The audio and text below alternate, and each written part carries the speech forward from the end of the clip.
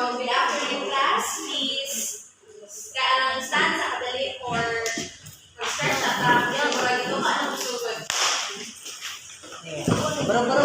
Stand up. Stretch for a little. Okay, stretch. Stretch at hiritsa. Inhale. Exhale. Inhale. Okay, pick up your paper before sitting down. So, good afternoon once again, class. Good afternoon, class. Okay, good afternoon. Can we settle down? So, for today, I am the second reporter, the second to last reporter, and my topic is the elements of curriculum. So, what comes into your mind kung makadungog mo of elements? Ito para makuha sa curriculum. Okay, so mga pieces no mga kanang mga fragments na connect sa usa ka kuan para mabuo ang sa kautang as a whole. Yeah. Yes. So, with that being said, today we are going to tackle the elements of a curriculum, primarily focus on the Tyler's 4 elements of curriculum. Tyler model sakay para mas dali na ito usapdan. So, I am going to read the objectives to you first. First is to know the different elements of a curriculum. Second is to explain the interrelationship of the elements of a curriculum. And last but not least is value the importance of the different curriculum elements in developing an effective curriculum. So now, I am going to read to you the guiding questions. First is, what are the key elements of a curriculum? Why are these elements important in developing a sound curriculum? Third, how do the different elements of a curriculum interact and influence with each other? And last but not least is, why is it crucial to comprehend the interrelationship of curriculum elements for effective curriculum development? So, as we go on with our topic, as we go on with my discussion, we are going to discover the answers for this guide question. So I hope you will listen and bear with me as I will go on with my discussion. So, as an introduction, I will introduce to you Mr. Ralph Tyler, the proponent of Tyler's model. Tyler. So, Ralph W. Tyler is a renowned educator and curriculum theorist. Introduced a systematic approach to curriculum development that has had a lasting impact on education. This model emphasizes clear objectives and the logical progression of steps. This is the reason why kanang sa gidaghanon sa kanang curriculum models, I chose Ralph Tyler kay lagi ang iyang class, ang iyang what do you call that? Iyang model is clear and more objective and logical because it has specific steps, 4 steps. Next, we have the elements of a curriculum. The Tyler rationale is a linear model for curriculum development because 4 components. What are these? What are these components? Objectives. Second, content matter. So as you can see, na-check ka ng mga lines, di ba? So as you go on with our discussion, ma-realize na to ang interrelationship ng niya because the lines represents their interrelationship with one another and how kanang change ang usa ka kanang wala na element ana affects the other kay elements din sila. So they make the Tyler rationality again. So Tyler enlightened to solve resources, the objectives, studies for the job, studies for the student, and the information from the subject matter specialists. These 4 elements of curriculum are essential and interrelated to each other. The curriculum objectives, the government, or subject matter, and so on and so forth are very interrelated with one another. Now, kung masay mo sa ay kung may ma-change sa usa, it affects the whole curriculum. So now we have the curriculum objectives. Can you read, everyone? The curriculum aims goals and objectives spell out what is done. It tries to capture what goals are to be achieved, the vision, the philosophy, the mission statement, and objectives. Further, it clearly defines the purpose and what curriculum is to be acted upon and track what to be right. So, kapantay mo, class, sa ato sa dire, this is a curriculum that this is a curriculum as well as the recommended curriculum as well as the types of curriculum yung survey to as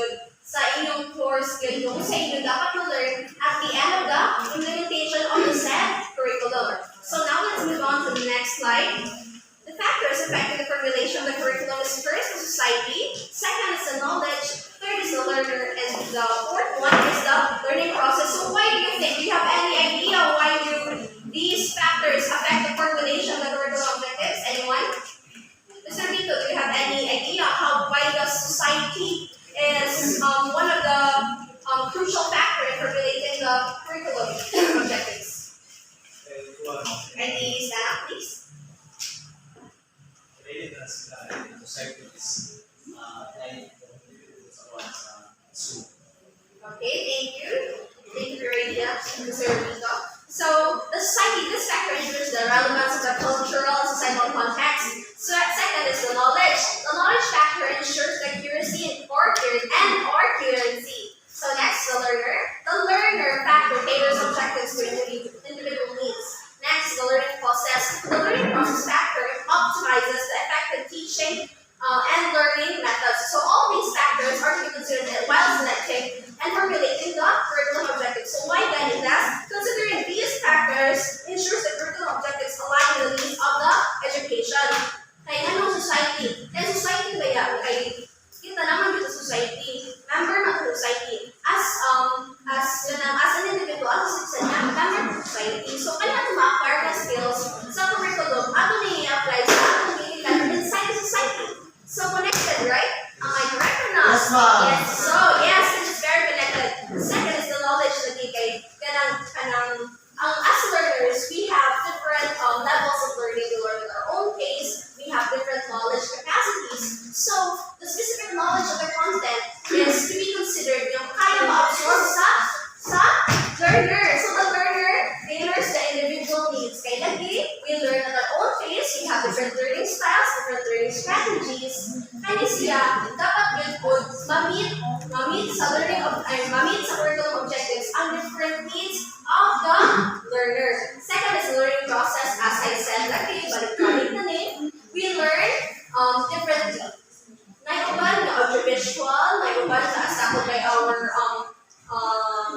last sem, di ba? Nagsakot na sa mga different types of learners. Naiuban na sa pagtubo, sa panahon, sa ilang makita ka sila, makasabot na sila, mag-istorya, maka-answer na sila, maka-gain sila of knowledge. So this is the reason why these four are to be considered while formulating the curriculum objectives. Now we have to move forward to the next slide. The content or subject matter. Can you read, everyone? Second element is the content of the curriculum. It contains information to be learned at school. It is an element or vehicle through which the objectives are accomplished. Content or subject matter refers to the body of knowledge that the student will take away when the course is done. It must ensure that the curriculum objectives are properly met. So to spoil you with the interrelation of the objectives, curriculum objectives, as well as the content or subject matter. Ang content or subject matter has to meet the objectives of the curriculum. Kapantay mo, kung maging mo lesson plan, di ba? Ang content sa atong lesson plan has to meet the learning objectives. Dapat di siya masibangan. Oh yes, dapat din mo sila. Very good, Mr. Payosan. Kaya ang content or subject matter, mga boy, na mauni siya ang mga butang na makatunan nato sa sulod sa klase at the end of the course na atong gisudlan. Mauni siya ang mga butang, for example, kanang sa atong subject nga kanang entrepreneurship. We have to learn entrepreneurial skills, which is why we are offered with a broad spectrum, a broad content good na nagtackle about sa entrepreneurship. In order for us to meet or achieve the curriculum objectives, which is first, develop entrepreneurial skills as we are majoring in home economics. Correct or not? Mura pa lagi na stretch out my way. Okay. So, next slide. One of the important considerations in the selection of the content of subject matter is the type subject matter selection. The following factors are to be kept in mind. So, kindly read, everyone. Available resources, demand of society, the national needs, the ability of the learners to learn, methods of organization, number of courses offered, quantity and qualification of teaching staff, scope of subject matter, system of examination, and type of society. So, first on the list is the available resources. So, diba, sa curriculum, sa types of curriculum, there are supported curriculum. Nakabantay mo, yes,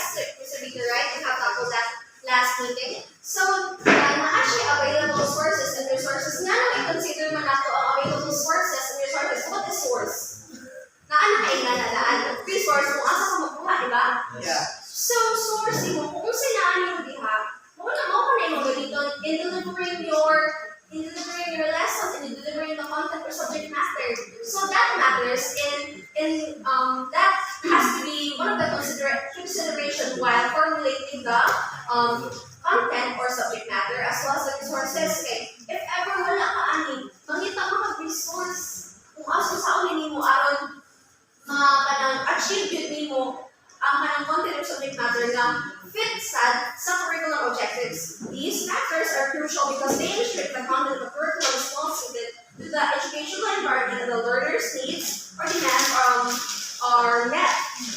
So available sources and resources impact feasibility, while societal demand ensures relevance. International needs, growth perspectives, and considering learner level and age optimizes the content delivery. Now let's move forward. This is very self-explanatory, so move forward with that. So learning experiences or the methods of delivering knowledge. So kaning yun siya, kung siya naka-close and open parenthesis ni siya class kay ang learning experiences is naka-base magugod siya sa methods of delivering knowledge for the instruction itself, diba? So can you read everyone the definition? The third Means the methods of teaching or the learning experience adapted by the teachers during instruction. It deals with the teaching learning process, including methodology of teaching and learning experiences, both within the instruction and outside. Learning environments, teachers, materials, as well as materials. So, having learning experiences are the methods of delivering knowledge. That this is very self-explanatory again. Mao ni siya ang mga kanang butang nga makanang ma-learning mo throughout the curriculum, the implementation of the curriculum. Kung say, I'll spoil you again with the learning, the relationship with the learning experiences and the content of subject matter. So, learning experiences, ang kanang mga learning experiences is based on the content or kung say nakasunod sa subject matter. Dili ka tagaan o learning experience, dili ka instruction sa imong instructor o simang sa content or subject matter. Are you listening? Yes. Are you with me, class? Yes. Okay, thank you for that. So, kaning learning experiences has to fit with the content or subject matter. For example, today, sa home economics literacy na to. For example, natay klase sa home economics literacy. And one of the objectives of that is to learn how to mag-housekeeping ta, diba? Yesterday, nag-housekeeping man ta. So that is one of the curriculum objectives. Next is the content or subject matter. Kaya ang content of NIA is as delivered by our instructor, our reporters yesterday. Na ang sunod ato is about yun sa housekeeping. So kay nasunod na sa housekeeping, ang activities or learning experiences is also talking about the housekeeping itself, which is why ang atong gipabuhat to learn, to experience, is to clean the homeroom. Diba? Atong classroom, atong gilimpyuhan na hapon kay aron na-meet na to ang objectives sa content na i-deliver sa atong mga reporters yesterday. Yes. Okay, so nasabtan na ba? Yes, ma'am. Yes, ma'am. Now, let's move forward to the curriculum evaluation. So, can you read everyone the curriculum evaluation's definition? Curriculum evaluation refers to the process of placing value in a curriculum. Evaluation involves the curriculum design, including the content of the process, its implementation or outcomes. It identifies the quality, effectiveness of the program, process of the curriculum. So the curriculum evaluation refers to the process of placing value in the curriculum. So how do you place value in the curriculum? I-evaluate nimo ang curriculum is evaluated or must be assessed in order for the curriculum developers to know the effectivity, the efficiency of the said curriculum which is implemented. So how will the curriculum developers evaluate the curriculum? Do you have any idea? Mr. Payoso, do you have any idea how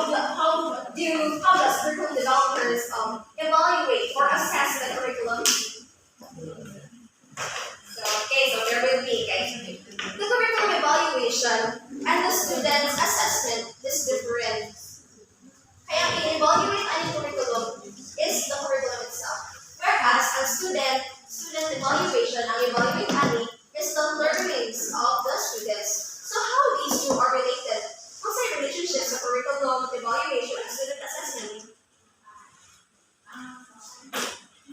So, Miss Tara, can we I think the relationship between the student will tell, or the results of the student will tell that the curriculum is inaccurate. Yes, very good. You got it. You got the point, Miss Tara.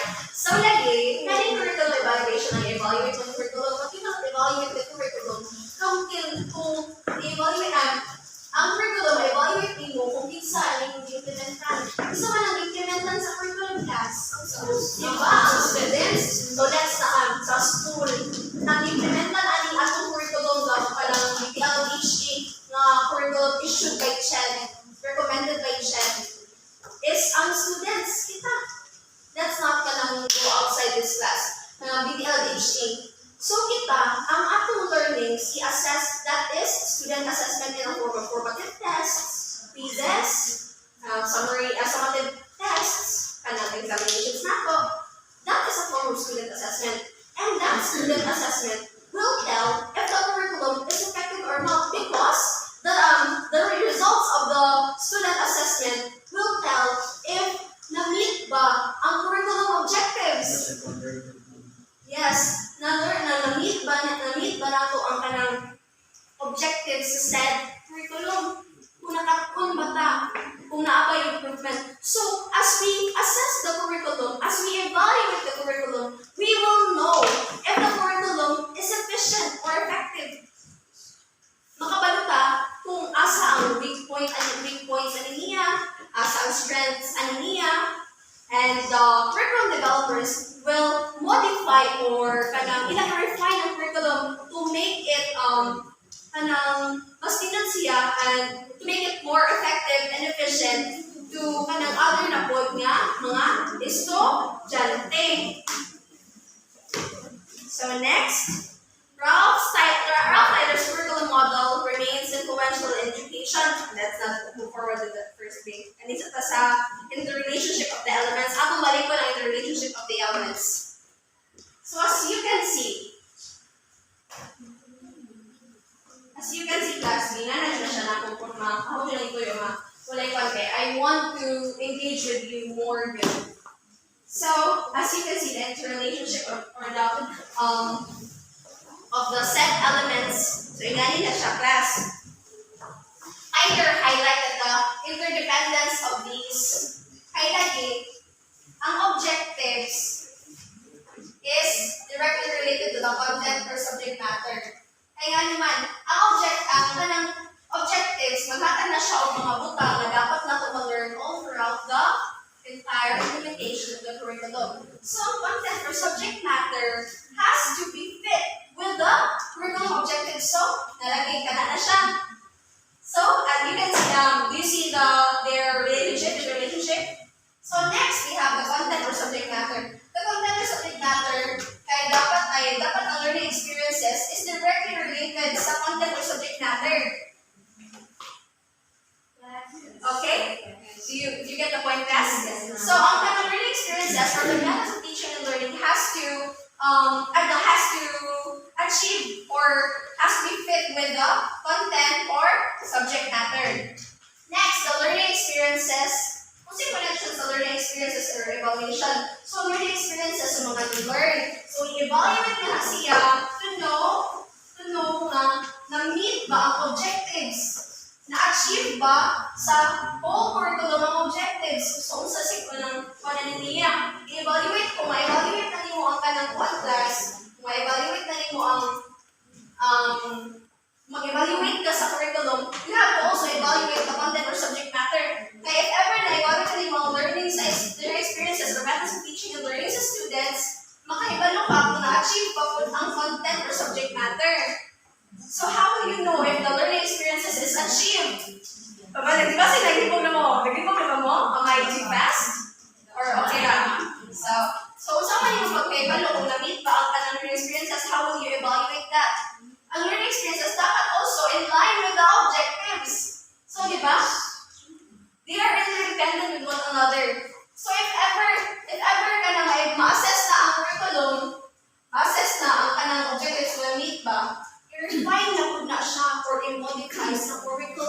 developers in order for the curriculum itself to be more effective and more efficient. So this is the interrelationship of the elements. So you have to know these kay we are educators na. In the future, we are going to dili na to salig sa kanang curriculum developers because we are also curriculum developers. We are the one who implements the curriculum inside the class. What curriculum is that? Mr. Vito? That is taught curriculum. So, di ba nilagyan ninyo ay Muslim kahoy-kahoy niya. So, that is a taught curriculum. How will we know if kanang effective ang curriculum or not? We are the implementers class puhon if ever ma-educators na. Pero we are kanang implementan ka karon. But someday soon, in God's grace, kita na sad ang mo-implement sa curriculum to test its relevance and efficiency. So, in conclusion, Ralph Tyler's curriculum model remains influential in education due to its systematic approach. By focusing on objectives, content, learning experiences, and assessment, educators can create curricula that are purposeful, relevant, and conducive to student success. Understanding these elements